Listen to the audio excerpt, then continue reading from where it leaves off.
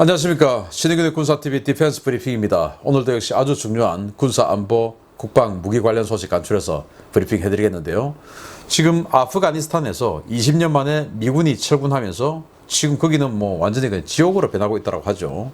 그런데 이 아프가니스탄 정규군이 너무나 허무하게 그냥 백기를 다 들다 보니까 그 기지에 있던 셀 수도 없는 이 무기들이 거의 신품 그대로 탈레반이 지금 인수를 하게 됐습니다.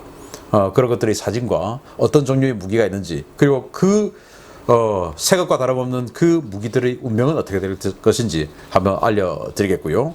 그리고 대만의 F-16V, 최신형 F-16으로 업그레이드하고 있는 이 대만 F-16들이 사흘간 연달아 지금 사고가 발생하고 있는데, 이게 도대체 무슨 내용인지 한번 보겠습니다. 대만 공군이 갓 실전에 배치한 최신의 F-16V 전투기가 일주일 사이 두 차례나 대형 사고를 내며 문제를 일으키고 있다는 소식입니다. 전력화 초기 단계에서 발생한 이해할 수 없는 사건들 때문에 대만 공군 내부가 뒤숭숭한 분위기입니다. 지난 11일 대만 중부 자이 공군기지에서 F-16V 전투기의 이륙 직후 캐노피 이탈 사고의 악몽이 채 가시기도 전인 14일, 이번에는 F-16V 조립 라인에서 사고가 발생해 다수의 인원이 긴급 후송되는 사고가 발생했다고 타이베이 뉴스가 8월 14일 보도했습니다. 이번 사고는 대만 공군의 노후 F-16 전투기를 F-16V 사양으로 개량하는 작업을 맡고 있는 타이중 소재 항공우주산업개발공사 AIDC 시설에서 14일 오전 발생했는데요. 이 사고로 현장에 있던 8명이 긴급히 후송이 되어 병원 치료를 받았습니다. 대만 공군에 따르면 사고는 주말 아침 8명의 기술자들이 조립동에서 F-16V의 전자장비를 다루다가 발생했는데요. 장비에서 유독성의 무색 가연성 기체인 하이드라진이 유출되었고, 여기에 유출된 8명은 즉각 병원에 후송되어 치료를 받고 당일 퇴원했습니다. 불과 사흘 만에 두 건의 사고가 터지자 대만 공군 내부는 술렁이고 있습니다. F-16V는 대만 공군이 처음 접해보는 무기인데다가 두 사고 모두 기계적인 결함 가능성이 제기되고도 있고, 이런 사건들이 전력화 초기 단계에서 잇따라 터지고 있기 때문입니다.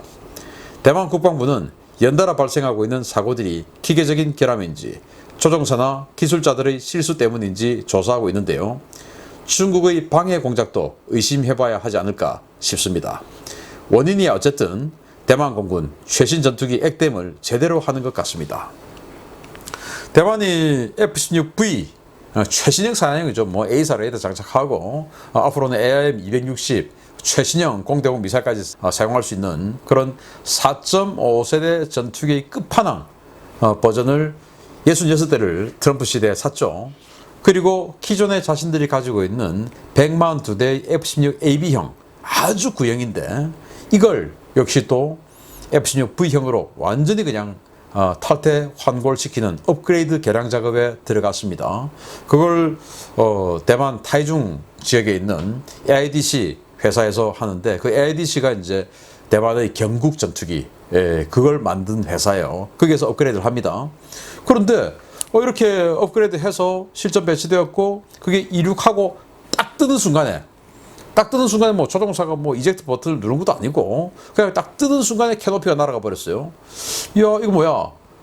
뭐 그냥 접합이 잘못됐냐? 이상하죠? 그리고 그렇게 희한한 사고가 발생한 지 사흘 만에 이 F-16V로 AB를 V로 개량하고 있는 그 타이중의 AIDC 그 회사 작업 라인에서 8명의 기술자들이 F-16의 전자장비를 업그레이드하기 위해서 기기를 켰는데 그게 가스가 노출된 겁니다.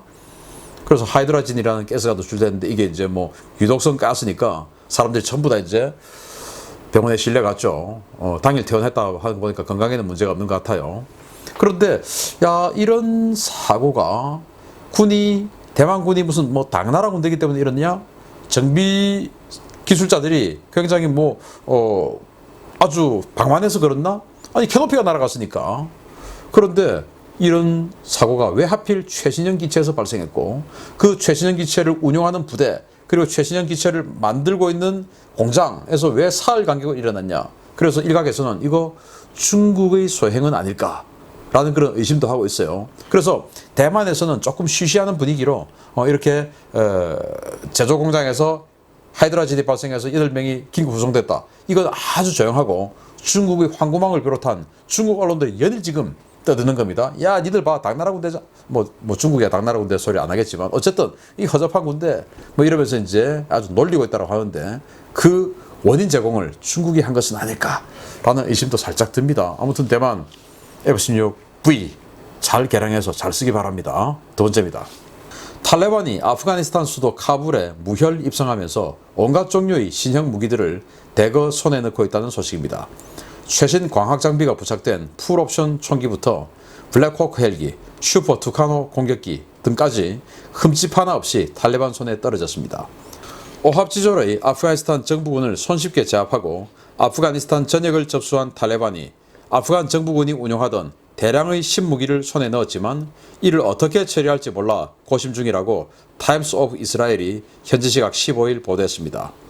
매체는 탈레반이 파죽지세로 진격하면서 아프가니스탄 주요 지역을 빠르게 점령하고 있다면서 새로운 점령지에서 아프가니스탄 정부군이 놓고 간 무기들을 노획하며 빠르게 현대화되고 있다고 전했습니다. 탈레반이 트위터 계정을 통해 공개한 노획 무기들은 미군이 공개한 다양한 총기류부터 험비와 M1117 차륜형 장갑차, 맥스프로 지뢰방호 장갑차 등의 차량부터 UH-60A 블랙호크 기동 헬기, MD-530F 디펜더 무장 헬기, 밀-17 범용 헬기, A-29 슈퍼 투카노 공격기 등 그야말로 백화점을 방불케 합니다. 문제는 사실상 무혈 점령으로 얻은 이들 장비를 제대로 사용할 수 없는 상황이라는 것인데요. 탈레반은 정부군에 복무했거나 정부군에 협력한 자들은 모두 체포와 동시에 처형하고 있어 새로 노획한 항공기들은 운용 가능한 인원이 거의 없는 것으로 전해지고 있습니다. 실제로 탈레반이 점령하고 항공기를 노획한 비행장에서는 단 한 대의 항공기 이륙도 식별되지 않고 있는데요. 과연 이 신품 같은 중고 장비들을 탈레반이 어떻게 활용할지 향후 추이를 지켜봐야 되겠습니다. 참 아깝네요. 야, 이 블랙호크 헬기 이런 걸 그냥 그대로 놔두고 항복을 다 했는데 항복하자마자 또 다 사살당했죠. 그래서 이런 거 뭐 그냥 파괴시키고 도망을 갔어야 되는 거 아니냐, 이제 이런 지적들을 많이 하는데 아무튼 그냥 그대로 놔두고 다 항복을 한 겁니다. 문제는 뭐 장갑차나 또 험비 같은 차량이나 이런 건 그냥 조종, 운전하면 되죠. 문제는 항공기들입니다. 항공기들은 조종을 할 줄 알아야 되는 기량이 있어야 되고 또 그걸 정비할 수 있어야 되고 후속 군수 지원이 있어야 되죠. 근데 후속 군수 지원 나중에 일인데 일단 조종을 또 할 수 있어야 되는데 조종할 수 있는 그 기능을 가진 사람들이 없는 겁니다. 그런데 항복 다 했으니까 시키면 되는데 문제는 이 탈레반이 그 항복한 사람들 다 죽여버린 것이죠. 마치 1979년 이란에서 호메니 그 혁명이 발생했을 때 F-14 조종사를 비롯한 이 조종사들 이런 사람들 다 죽여버린 바람에 제대로 처음에 운영이 안 됐다가 그 F-14 조종사들 중에서 몇 명, 아주 몇 명 찾아내가지고 그 사람들을 교관 조종사로 쓰고 했던 적이 있거든요. 뭐 그거의 데자뷰가 아닌가라고 생각이 되는데 특히 브라질제 그 공격 그 비행기인 슈퍼 투카노 굉장히 성능이 좋은데 이걸 미국이 20여 대 구매해서 아프가니스탄에게 줬습니다. 선물이죠. 그냥 미국이 다 공여.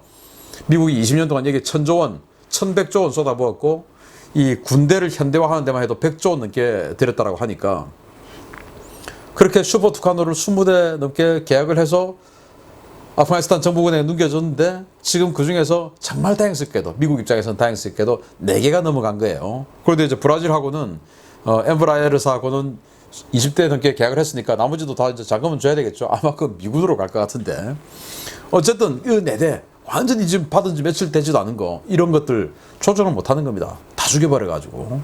그래서 앞으로 이거 어떻게 할 거냐. 그리고 또 이제 이게 이란의 그 호메이니 혁명 상황하고는 조금 다른 게 호메이니 혁명은 그 팔레비 국왕 그 왕정을 갑자기 호메이니 그 종교 지도자를 비롯한 이 종교 세력이 뒤엎으면서 그러면서 반미로 그냥 순간적으로 세팅돼 버렸죠. 그런데 여기는 도하 합의를 통해서 미국 정부와 탈레반이 합의를 했죠. 그래서 호메이니와 같은 그런 적대적인 관계가 아닌 상태에서 지금 스타트를 일단은 했습니다. 문제는 이 탈레반들이 아프가니스탄 정권을 장악하고 나서 이 미국을 위협하는 알카에다나 IS 이런 자들을 지원하지 않게 하기로 약속하고 지금 미국이 이제 탈레반의 아프가니스탄 점령을 인정을 하기로 한 것인데, 문제는 이들이 이 정권을 쟁취하는 카불을 점령하는 이 과정에서 너무나 많은 학살을 하고 있는 겁니다. 그러면은 지금 바이든 정부의 대외 정책 중에서 첫 번째가 인권입니다. 그 인권이 어마어마하게 훼손되고 학살 자행되고 있는 이 상황에서 이 탈레반과의 도하 합의를 지키기 위해서 여기에 부품을 지원한다든지 후속 군수 지원 또는 교육 이런 걸 해준다면 과연 미국이 세계 정책을 취하는 데 있어서 인권이라는 이야기, 특히 지금 대중국 정책, 반중국 정책을 하는데 거기에 신장 위구르, 티벳, 홍콩 이 지역의 인권 문제를 첫 번째 이슈로 내걸고 있지 않습니까? 그런데 이런 탈레반에게 이 무기의 부품과 운용, 교육을 지원한다? 이거는 이제 미국의 명분이 사라지는 것이죠. 그래서 앞으로 이 무기들이 어떻게 활용될지, 미국이 과연 탈레반과 협력을 할 것인지 지켜봐야 되겠습니다. 마치겠습니다. 감사합니다.